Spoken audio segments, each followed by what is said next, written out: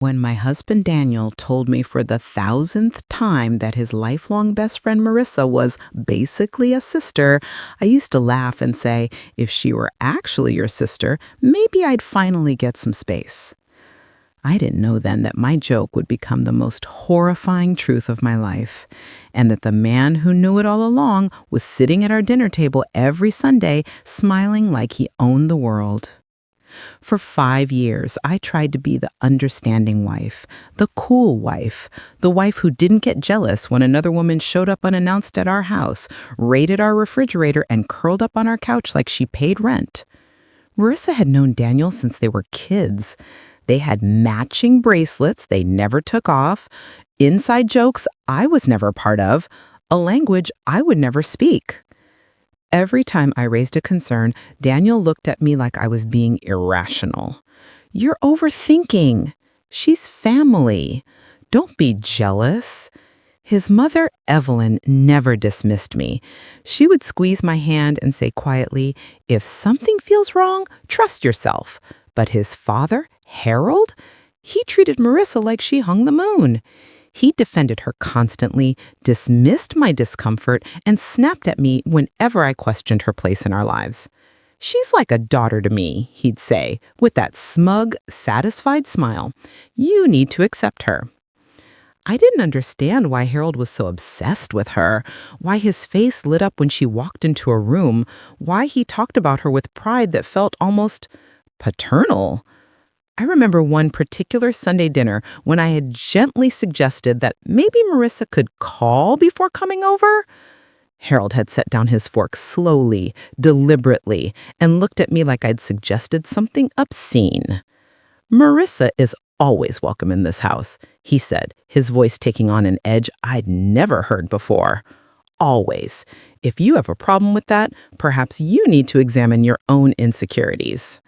Daniel had just nodded along like this was perfectly reasonable, like I was the problem. Marissa herself was complicated. She wasn't overtly cruel or manipulative in obvious ways. She'd bring me coffee sometimes, ask about my work, compliment my hair, but there was always something performative about it, like she was checking boxes on a list titled, "How to Seem Like a Good Person." And she watched me. I noticed it more as time went on. The way her eyes would track me when I touched Daniel's arm, how she'd position herself between us during family photos, the slight tightening around her mouth when Daniel and I announced we were trying for a baby. "That's great," she'd said, smile not quite reaching her eyes. "I'm sure you'll make wonderful parents. Eventually." Eventually, like she knew something I didn't. 2 months ago, everything changed. Daniel started coming home late. His phone became a locked fortress. He stopped looking me in the eye. I felt that sickening instinct every spouse dreads, the one that tells you your marriage is already over and you're the last one to know it. For 2 weeks, I watched him pull away. He stopped asking about my day, stopped kissing me goodbye in the morning, started sleeping with his phone tucked under his pillow like it contained state secrets. My intuition screamed at me, that primal, gut-deep instinct that every woman fears and every cheater underestimates. One Tuesday evening, Daniel announced he needed a shower before dinner. He left his phone on the nightstand, unlocked for once. He'd been distracted lately, sloppy. I stared at it like it might explode. My hands shook as I picked it up. My heart hammered so hard I thought I'd pass out. Part of me hoped I'd find nothing, hoped I was wrong. But I wasn't wrong. The messages with Marissa were right there, recent, constant, a thread that stretched back months. I can't stop thinking about last night. This feels so right even though I know it's wrong. I wish we didn't have to hide this. She's starting to notice. We need to be more careful. My vision blurred, the room tilted. I sat on the edge of our bed, the bed we'd picked out together, the bed where we'd talked about having children someday, and I couldn't breathe. This wasn't a mistake. This wasn't a moment of weakness. This was a relationship. The shower turned off. I heard him humming, actually humming, like his life wasn't actively destroying mine. When Daniel walked out, towel wrapped around his waist, hair dripping, he froze. I was holding his phone. "Who is she?" I asked. My voice sounded like it was coming from someone else's body. He went pale. His mouth opened, but nothing came out at first. Then, "Babe, it's Marissa." Not a question, a statement. He flinched like I'd slapped him. His hand came up, reaching for me, but I stepped back. "How long?" "It's not, we didn't, it just happened," he stammered, his voice cracking. "She was going through something, and I was there for her, and it just..." "How long?" His shoulders slumped. "A few months." Then quickly, desperately, "But it's not serious. I was confused. We never actually..." I held up the phone, showing him his own words. "Last night was incredible. I keep replaying every moment." He crumbled, sat on the bed with his head in his hands. "I'm sorry. I'm so sorry. It was a mistake. I'll end it. I'll do anything." But I was already gone. Mentally, emotionally. I had left that room the second I read those messages. I grabbed my keys and walked out. Drove to my mother's house and sat in her driveway for an hour, unable to move, unable to process what my life had just become. Over the next 2 weeks, Daniel called constantly, texted apologies, sent flowers, begged. Then, he asked me to come to his family's barbecue. "For appearances," he said, his voice small and pleading over the phone. "Let's not make this messy in front of everyone. We can work through this privately. Please." I should have said no, but something told me I needed to be there. Something told me this story wasn't over yet. I arrived at Harold and Evelyn's house wearing my armor, a simple black dress, minimal makeup, shoulders back. I looked composed, put together, like a woman who had her life under control. Inside, I was shattering with every breath. The backyard was already full of people. Daniel's aunts, uncles, cousins, the same family members who'd welcomed me with open arms 5 years ago, who toasted our wedding, and who told me I was perfect for Daniel. And there, at the center of it all, was Marissa. She was laughing, radiant, wearing a sundress that looked expensive, holding a glass of wine like she didn't have a care in the world, like she hadn't been systematically destroying my marriage for months. When she saw me, she smiled, that bright, performative smile that revealed nothing behind it. "Oh, you made it," she said, walking over with arms outstretched. "I'm glad you're here." I stood rigid as her arms wrapped around me. She smelled like Daniel's cologne, the one I'd bought him for his birthday.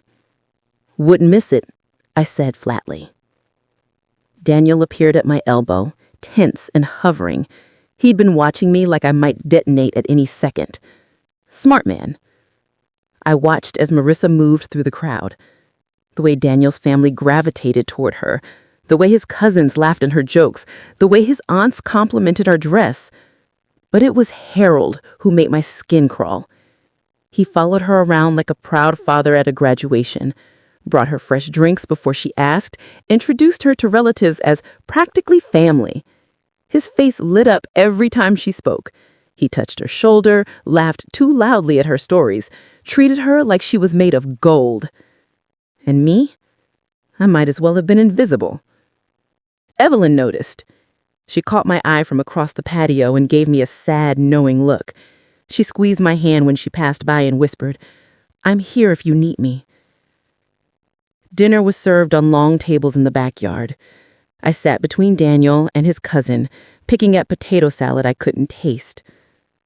Marissa sat directly across from me, beside Harold, who was practically glowing. I watched her throughout the meal. Really watched her for the first time without the lens of trying to be the cool wife. She kept glancing at Daniel, these quick, furtive looks when she thought no one was paying attention. And every time Harold spoke to her, she'd lean in close, this comfortable intimacy that suddenly felt off. Halfway through the meal, Harold stood up, glass in hand, that self-satisfied grin plastered across his face. "I just want to say something," he announced. The table quieted. "We are so lucky to have Marissa in our lives. She's been part of this family for so long, and some people," his eyes flicked to me, "need to stop being so threatened by that. Marissa isn't going anywhere. She's part of us." The table murmured agreement. A few people raised their glasses.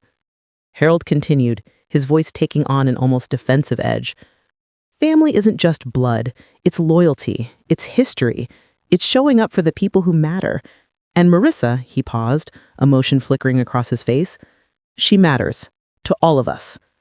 And something inside me exploded. I stood up. My chair scraped violently against the patio stones. Every head turned. "You know what, Harold?" My voice was steady, cold, lethal. "You want to talk about loyalty? About what matters?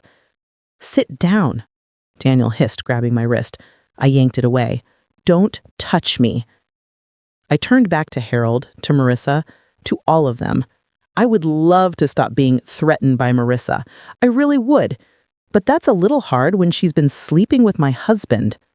The world stopped. Forks clattered onto plates. Someone gasped. The cousin next to me froze mid-chew. Daniel's face went from tan to ghost white in 2 seconds. Marissa's wineglass slipped slightly in her hand. For just a moment, her mask cracked, and I saw something underneath. Not just guilt, but fear. I found the messages, months of them, plans to meet, confessions. "I can't stop thinking about you. This feels so right." All while I was home cooking dinner, believing I had a marriage. "Stop," Daniel said, his voice breaking. "Please, just stop." "Why? Why should I stop? Why should I protect you, protect her?" Evelyn stood up, horror and fury spreading across her face. "Daniel," her voice shook. "Tell me she's lying." He couldn't speak. His mouth opened and closed, but nothing came out. Evelyn turned on Marissa, and for the first time I saw real emotion on Marissa's face. Panic. "You were in my home," Evelyn said, her voice breaking. "You sat at my table. I welcomed you. She pressed her mouth to her mouth. "How could you?" But Harold just sat there, his jaw tight, his eyes on Marissa with something that looked like calculation. Then he said it. "People are being dramatic. These things happen between young people. There's no need to blow this out of proportion and embarrass everyone." I stared at him, at his casual cruelty, at the way he was still protecting her. Not them, her. "Embarrass everyone?" I repeated slowly. "Your son destroyed his marriage, and you're worried about embarrassment?" Harold's face hardened. "I'm saying that airing private matters in front of the entire family is inappropriate. You could have handled this with dignity." "Dignity," I repeated, almost laughing. "From the man who just gave a speech about loyalty while defending the woman who betrayed me?" And that's when I realized Harold wasn't defending their affair. He was defending Marissa specifically. I grabbed my purse and walked through the stunned silence. As I reached the gate, I heard Marissa's voice, small and shaking. "I didn't mean for it to happen this way." I turned back. She was standing now, tears on her cheeks, looking between Daniel and Harold like a child caught in a lie. "I love him," she said, her voice cracking. "I've always loved him, since we were kids. And I tried to stop it, I really did, but I couldn't." "You're disgusting," I said simply, and left. I spent the next 3 weeks at my mother's house, sleeping in my childhood bedroom, staring at glow-in-the-dark stars I'd stuck to the ceiling when I was 12. Daniel called 19 times the first day, 32 texts, voice messages where he cried, begged, promised to change. "Please come home. I'll do anything. I love you. It was a mistake." I blocked his number on day 4. But the chaos didn't stop. Through mutual friends, I heard Harold was spreading a different version of events. I was unstable. I had overreacted. I was trying to ruin the family because I was jealous and insecure. He painted me as the villain in a story where I was the victim. Evelyn, though, Evelyn was different. She showed up at my mother's house on a Tuesday morning with coffee and pastries she knew I wouldn't eat. She sat across from me at the kitchen table, eyes red and swollen. "I'm so sorry," she whispered. "I raised him better than this. I thought I did." "This isn't your fault," I told her. "I should have seen it," she said, shaking her head. The way he looked at her, the way she was always around, I thought they were just close friends, like siblings. The word made my stomach turn. "Harold doesn't think Marissa did anything wrong," she added bitterly. "He actually said to me this morning, 'You're overreacting just like she did. Marissa is a good girl who made a mistake. You're turning on her for no reason.'" That word again, overreacting, like betrayal was just a difference of opinion. "Evelyn," I said carefully, "doesn't it seem strange to you how Harold is defending her?" She looked up at me, confused. "Not them," I clarified. "Her specifically. He's not defending Daniel. He's barely spoken to Daniel, has he?" Her face went pale. "No, he hasn't.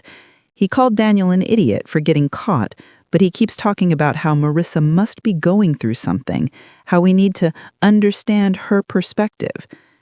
We sat in silence for a moment. "Do you remember," I said slowly, "at Christmas, when Harold gave Marissa that necklace?" Evelyn nodded. "He teared up.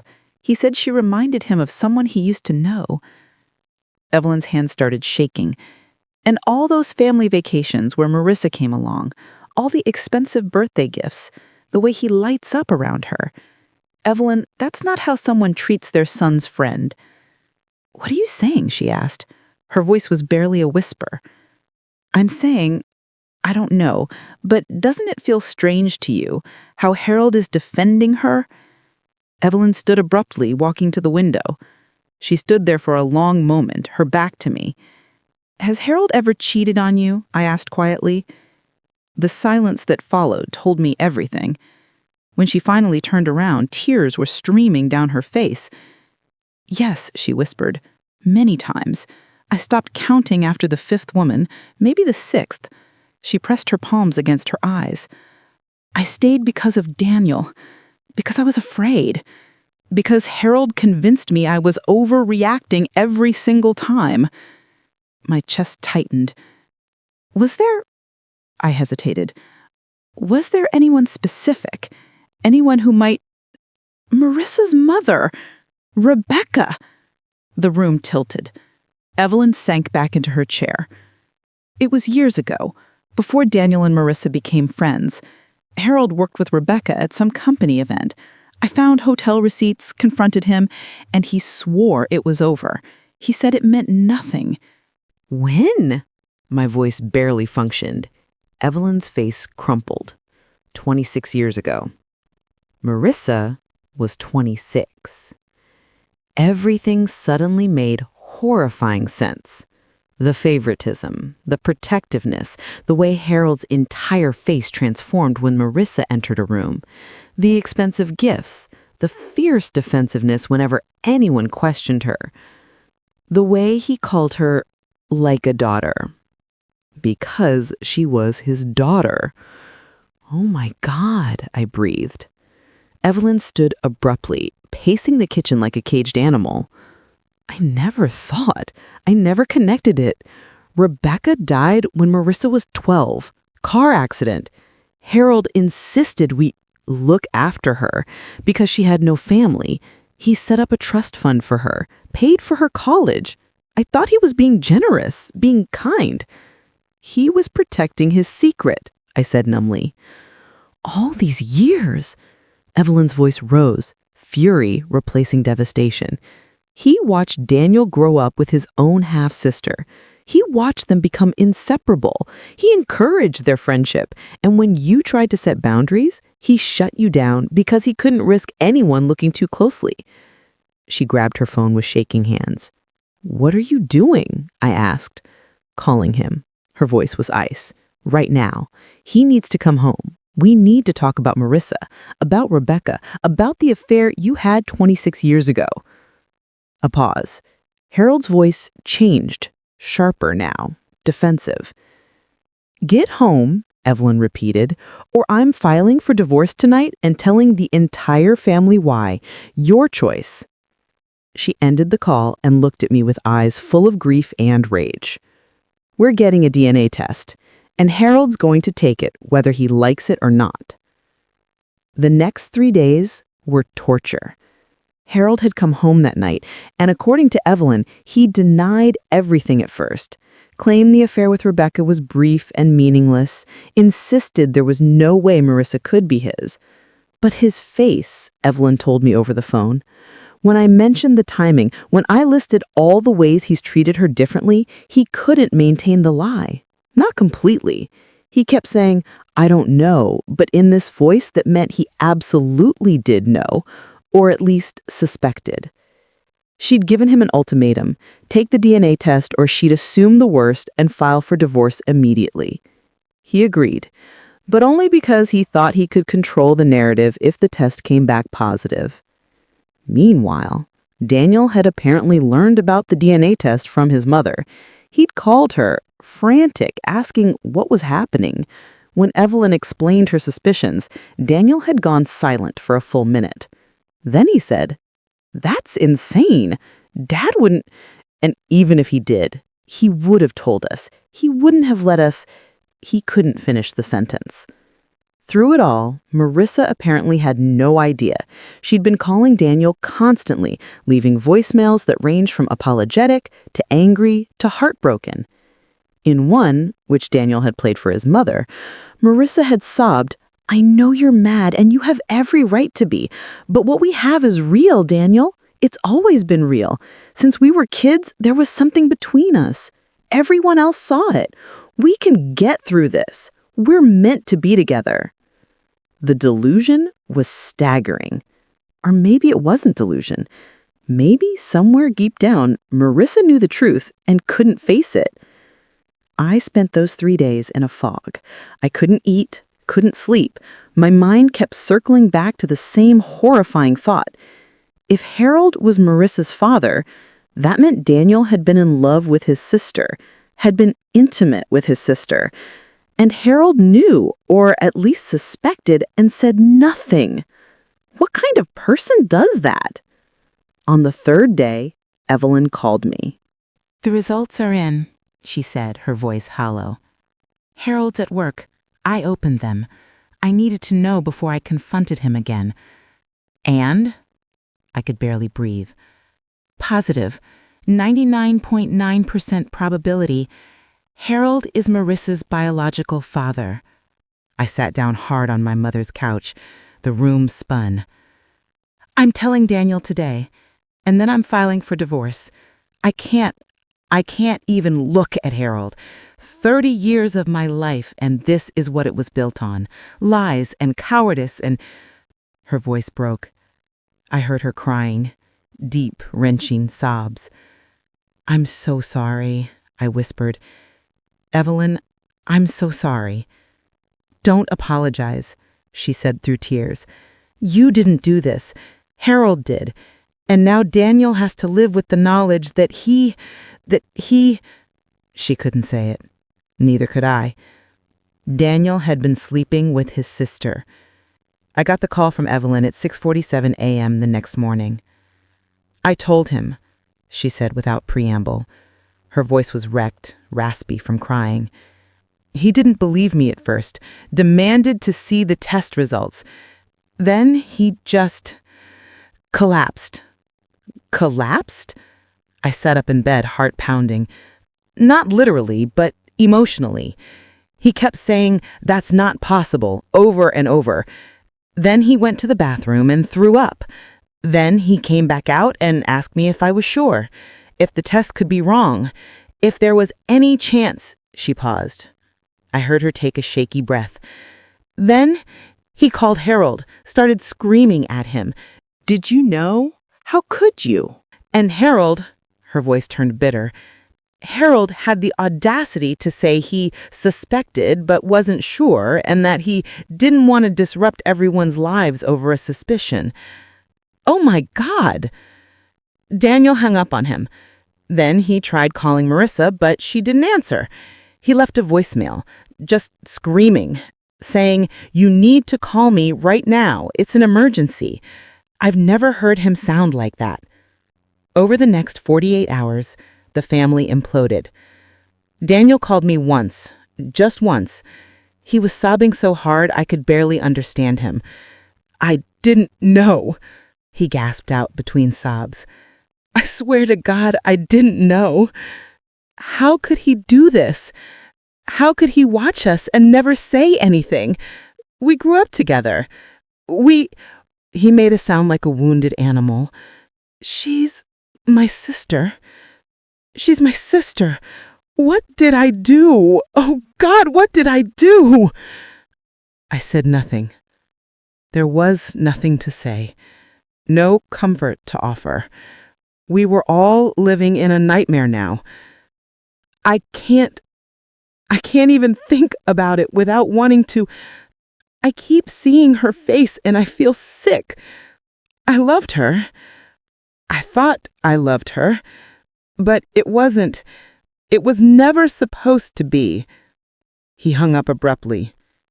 I heard retching in the background before the line went dead. He didn't call again. Through Evelyn, I learned that Marissa had finally answered Daniel's calls. The conversation had lasted less than 2 minutes.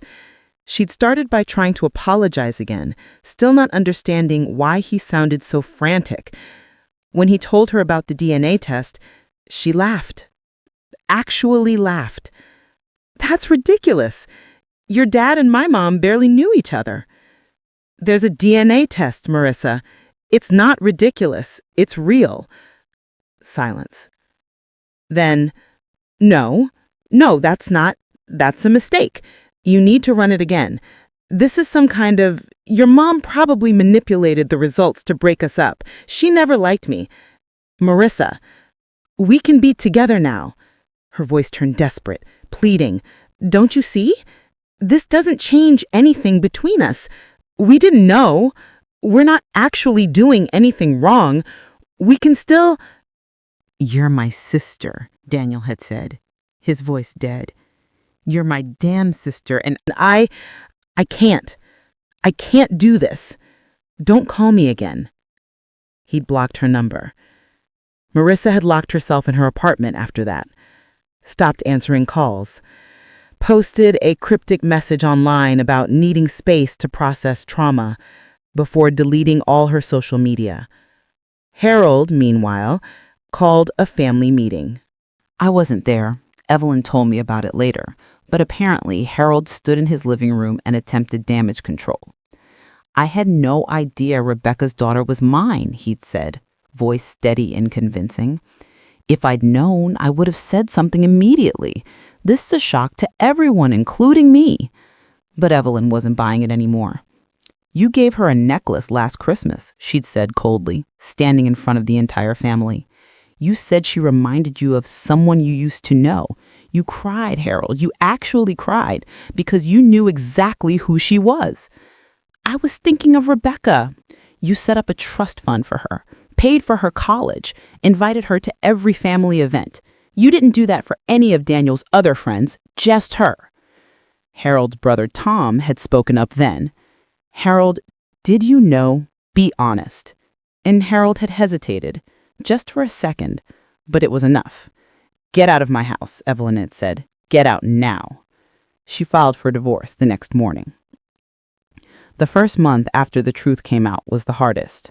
I moved out of my mother's house and into a small apartment across town.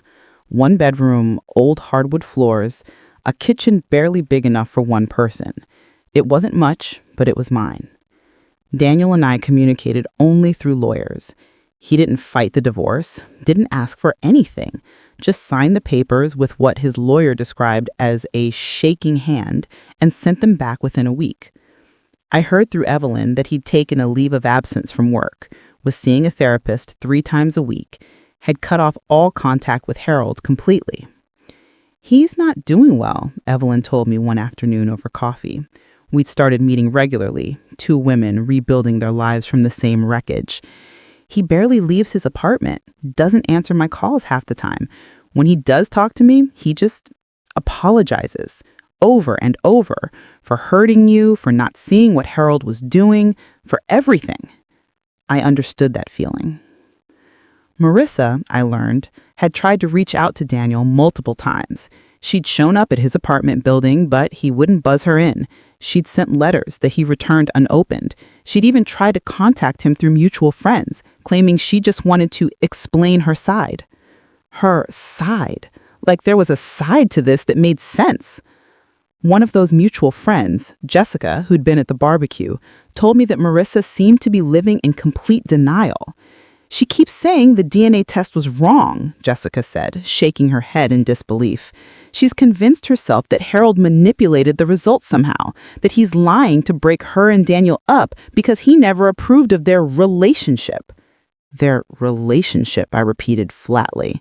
That's what she's calling it?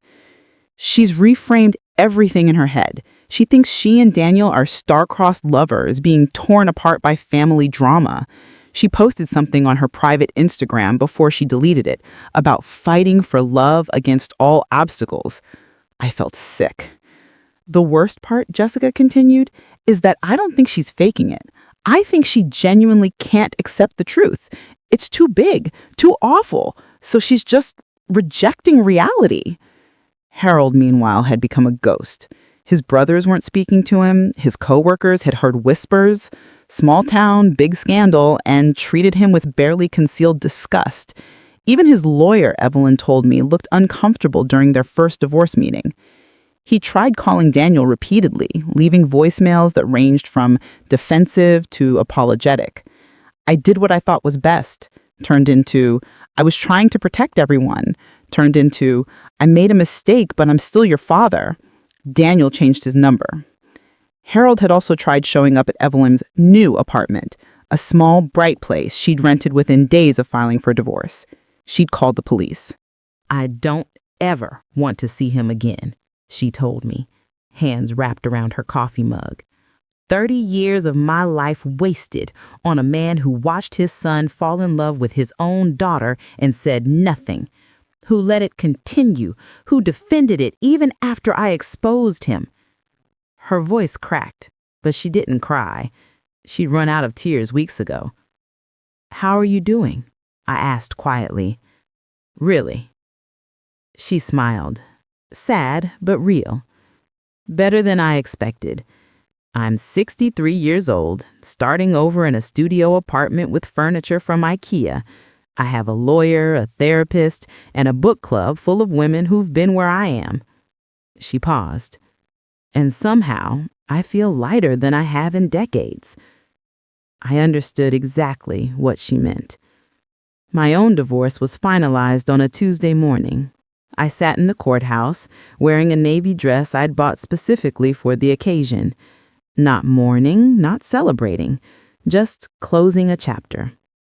Daniel wasn't there. His lawyer handled everything. When the judge signed the papers, I felt nothing. No relief, no sadness, just a quiet, hollow certainty that this version of my life was over. Evelyn picked me up outside the courthouse. We went to lunch at a small cafe downtown, ordered wine we didn't finish, and talked about anything except the men who destroyed our families. We're gonna be okay, she said, reaching across the table to squeeze my hand. For the first time, I believed her. I woke up in my apartment and didn't immediately feel the weight of dread pressing against my chest. It was a small victory, but it was mine. The apartment had started to feel like home. I'd painted the bedroom a soft sage green, bought a new couch, this one picked out by me, for me. The plants on the windowsill were not only surviving, but thriving. For the first time in years, I lived in a space that was entirely my own. No Daniel, no Marissa, no Harold's voice echoing through Sunday dinners, dismissing my feelings with a wave of his hand. Just me. And slowly, painfully, I was learning that just me was enough. Evelyn came over that afternoon with Thai food and a bottle of wine we'd actually finished this time. She looked different, lighter. Her hair was shorter, silver instead of dyed brown. She wore jeans and a comfortable sweater instead of the carefully coordinated outfits she used to wear for Harold. "You look good," I told her as she unpacked containers on my tiny kitchen counter. "I feel good," she said, smiling. "I started painting again. Did I tell you?" I shook my head. "I used to paint before I married Harold, landscapes mostly. I gave it up because he said it was a waste of time, that I should focus on practical things." She poured wine into two mismatched glasses. "I set up an easel in my living room last week, bought real canvas and good brushes. It felt like coming home to myself." We ate on my couch, talking about everything and nothing. Her art classes at the community center, my new job at a marketing firm downtown, the book club she joined, the therapy sessions we were both attending. We didn't talk about Daniel. We didn't talk about Marissa or Harold or the wreckage they left behind. We talked about the future instead. "I signed up for a pottery class," I admitted. "It starts next month. I've always wanted to try it." "That's wonderful," Evelyn said, eyes bright. "We should have a show. Your pottery, my paintings. Art by women who survived absolute bullshit." We both laughed, real laughter that felt like medicine. Later, after Evelyn left, I sat on my balcony with a cup of tea and watched the sunset paint the sky in shades of orange and pink. Through mutual acquaintances, I'd heard Daniel had moved 2 hours away, started over somewhere no one knew his story. He didn't speak to Harold, didn't speak to Marissa. According to Evelyn, he was still in therapy, still working through the trauma of what he unknowingly done. "He asked about you last week, asked if you were doing okay, if you were happy." "What did you tell him?" "That you were building a good life, that you were healing." She paused. "He said he was glad, that you deserved to be happy." Then he cried. I'd felt something at that, not quite sympathy, not quite satisfaction. Just a distant acknowledgement that Daniel was suffering too, in his own way, that he was another victim of Harold's cowardice and lies. But I didn't reach out, didn't want to. That door was closed. Marissa had apparently left town entirely. Someone said she'd moved to Seattle. Someone else heard Portland. No one knew for sure, and no one really cared enough to find out. The last I heard, she'd finally accepted the DNA results, not through choice, but because Harold himself had admitted it in a last-ditch attempt to salvage some relationship with Daniel. It hadn't worked. Daniel had told him to never contact him again. But Marissa's acceptance had come with a twist. She'd posted a long, rambling essay on Medium about discovering family trauma and healing from genetic attraction. She'd framed herself as a victim of circumstances beyond her control, a woman who'd fallen in love innocently and been destroyed by secrets kept by older generations. The essay had been torn apart in the comments. People called her delusional, narcissistic, manipulative. She deleted it within 24 hours. After that, silence. Harold was alone now. His divorce from Evelyn had been finalized. His brothers barely acknowledged him at family events, the few he was still invited to. His reputation in town was shattered. Evelyn had told me he tried calling her once, months ago, asking for forgiveness. She'd answered the phone, listened to him talk for 30 seconds, and said simply, "You watched your son fall in love with his sister. You watched them kiss. You knew what was happening and you said nothing because you were too much of a coward to face what you've done. You don't get forgiveness, Harold. You get to live with what you are." Then she'd hung up. She hadn't heard from him since. I used to think I lost everything. My marriage, my family, 5 years of my life. But sitting on that balcony, watching the sun dip below the horizon, I realized something. I hadn't lost anything. I'd escaped. I'd gotten out of something that was poisoned from the start, Poisoned by Harold's lies, by Daniel's willful blindness, by Marissa's entitled belief that she deserved whatever she wanted regardless of who it hurt. And I didn't even know it was poisoned until it tried to kill me. You know what's funny? I'd said to Evelyn earlier during one of those comfortable silences that only exist between people who've survived the same storm. I spent 5 years trying to be enough, trying to be the cool wife who didn't get jealous, trying to understand why Marissa got to take up so much space in my marriage. You were always enough, Evelyn had said firmly. You were the only one acting like a reasonable adult in a house full of people keeping terrible secrets. I thought something was wrong with me, that I was too insecure, too jealous, too demanding.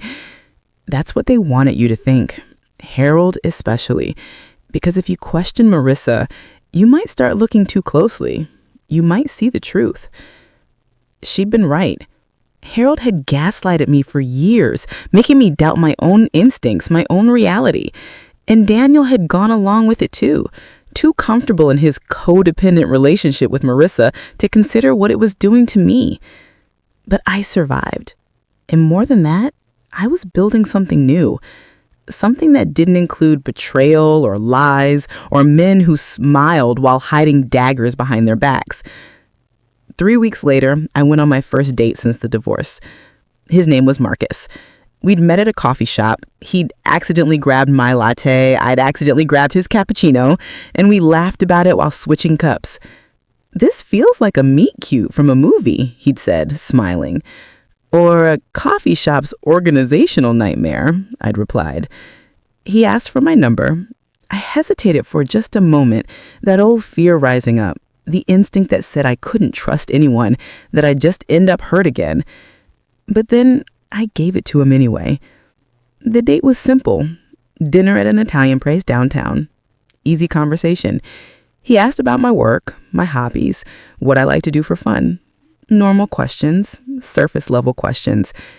He didn't ask about my past, didn't push for my story, and I was grateful. "I'm going to be honest," I said over dessert. "I'm recently divorced. Like very recently. I'm still figuring out who I am outside of that relationship." Marcus nodded. "That's fair. I appreciate you telling me." He paused. "For what it's worth, you seem like someone who knows exactly who she is." "I'm working on it," I said. That's all any of us can do. I didn't know if Marcus would turn into something. Maybe he would, maybe he wouldn't.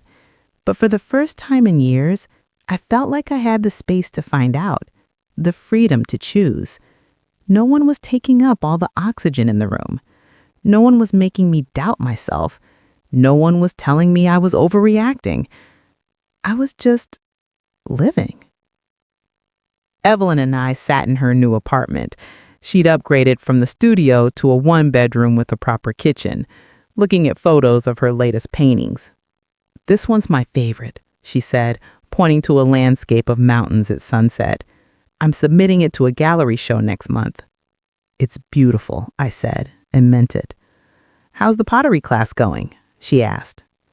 "Good. I made a bowl that only slightly looks like a drunk toddler made it." She laughed. "Progress." We'd both come so far. Evelyn had her art, her book club, her therapy group. She'd started dating someone, a widower named Frank, who treated her with kindness and respect. Nothing serious yet, but promising. I had my pottery class, my job, my small circle of friends. Marcus and I had been seeing each other for 6 months now. It was slow, careful, but good. He was patient with my boundaries, respected my healing process, never pushed for more than I was ready to give. Through the grapevine, I'd heard Daniel was doing better. He'd met someone, a woman who knew his story and somehow didn't run. They were taking it slowly. He was still in therapy, but had started to rebuild his life. I was glad for him, genuinely. He'd been a victim too, in his own way. Marissa, I'd heard nothing about, and I preferred it that way. Harold, as according to Evelyn's lawyer, was living alone in a small apartment on the other side of town. He lost almost everything in the divorce. His family had essentially disowned him. He worked, came home, existed. "Do you ever feel bad for him?" I asked Evelyn once. "Even a little?" She'd considered the question seriously. "No," she'd said finally. "I feel bad for the man I thought I married, but that man never existed. Harold made his choices. He gets to live with them." I nodded, understanding completely. "What about you?" Evelyn asked now, pulling me back to the present. "Any regrets?" I thought about it, really thought about it. Did I regret the 5 years with Daniel? The trust I'd given? The pain I'd endured? "No," I said finally. "I regret that it happened the way it did.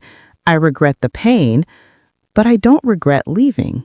I don't regret surviving, and I don't regret who I'm becoming because of it."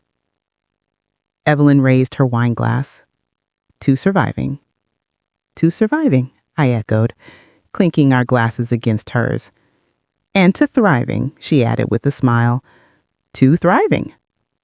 We drank, and in that moment, I felt something I hadn't felt in years. Peace. Not the absence of pain. I still had hard days, still had moments where the betrayal hit me fresh and raw. But underneath it all was a foundation of knowing I'd survived the worst and come out the other side. I wasn't defined by what Daniel did, or what Marissa did, or what Harold hid. I was defined by how I chose to move forward. And I was choosing light, choosing growth, choosing myself. For the first time in my life, that felt like enough. Actually, it felt like everything. If this story resonated with you, if you've survived betrayal, rebuilt after devastation, or simply needed to hear that healing is possible, I'd be grateful if you'd like, subscribe, and turn on notifications. Your support allows me to continue sharing stories of survival, strength, and second chances. Stories that remind us we're not alone in our pain and that there's always hope on the other side. Thank you for reading. Thank you for being here. And thank you for choosing to keep going even when it's hard. You're stronger than you know.